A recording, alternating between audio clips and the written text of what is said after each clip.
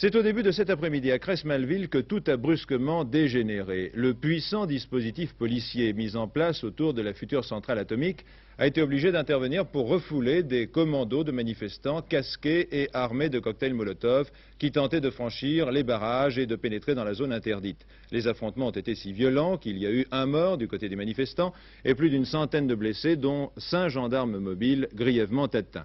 Notre envoyé spécial, Daniel Duigou, et les caméras de TF1 étaient là au moment des affrontements les plus durs.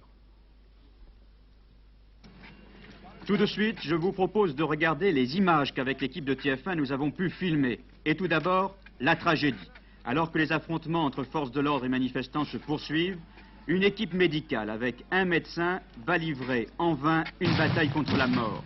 Pendant environ un quart d'heure, tout ce qui est possible sera fait. Bouche à bouche, perfusion, massage. Mais bientôt, il faudra reconnaître cruellement les faits. Ce manifestant de 31 ans, M. Michalon, qui habitait à Die dans la Drôme, a succombé à un arrêt cardiaque.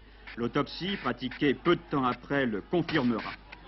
Mais revenons en arrière pour suivre le fil des événements. Il est 7 heures, alors que la pluie commence à tomber. Elle ne cessera d'ailleurs pratiquement pas toute la journée.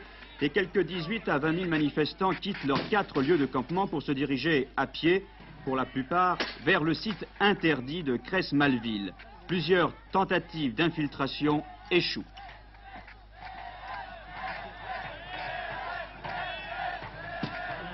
Il est 13 heures. Au moment même où notre journal commence, c'est un face-à-face, force de l'ordre, manifestants. Cela se passe près de la petite localité de Faverges, située à la bordure de la zone interdite. Les manifestants sont une dizaine de milliers afflués, mais surtout près de 2000 autres sont armés de casques et de bâtons. Ils prennent position.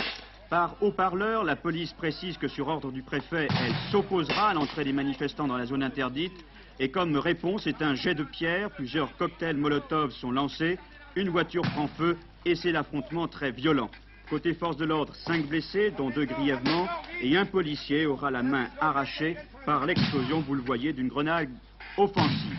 5 arrestations, 2 manifestants de nationalité allemande, grièvement blessés et hospitalisés, ont été inculpés. Côté manifestants, plus d'une centaine de blessés et malheureusement une mort. Dès que cette terrible nouvelle fut apprise, le gros des manifestants qui n'étaient pas venus pour se battre se replia, laissant quelques centaines d'autres, ceux-là casqués, stationnés à proximité des barrages de police. 17 heures, nous rencontrions un des responsables des groupes Malville. Alors en ce qui concerne les 2 journées, la première conclusion, c'est que nous avons atteint le but de ces 2 journées. C'est-à-dire que nous voulions montrer à la fois la détermination du mouvement antinucléaire, une détermination de masse, et je crois qu'elle a atteint, puisque c'est des dizaines de milliers de personnes qui ont pénétré la zone interdite et qui se sont présentées, qui se sont regroupées autour du village de Faverges. Donc politiquement, c'est un succès qui aura de très grandes conséquences pour la suite du mouvement antinucléaire qui se développe.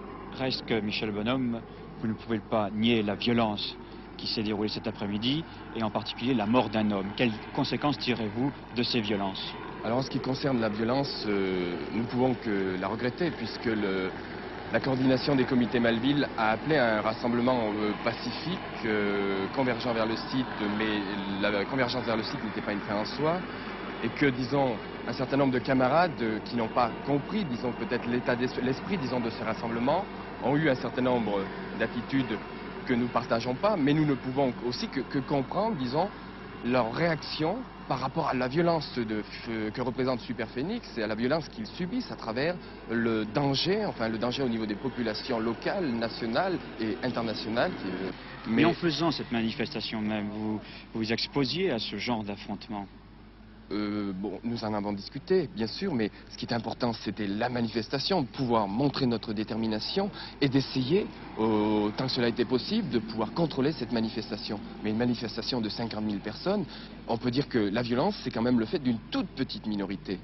Dernière question, Michel Bonhomme.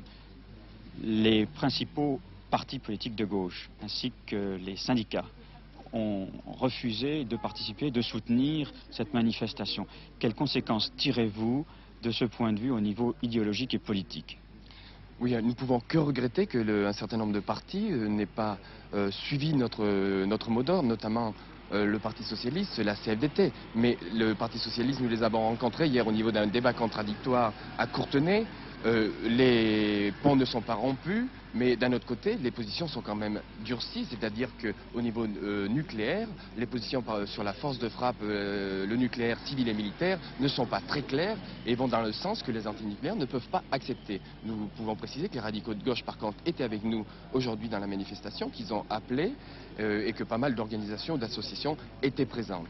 Mais je pense que le débat continue. Et en ce qui concerne la CGD et le Parti communiste, c'est très net. Ils ont des positions pro-nucléaires qui sont en complète contradiction avec une volonté, disons, de partir, enfin d'être en cohérence avec la base.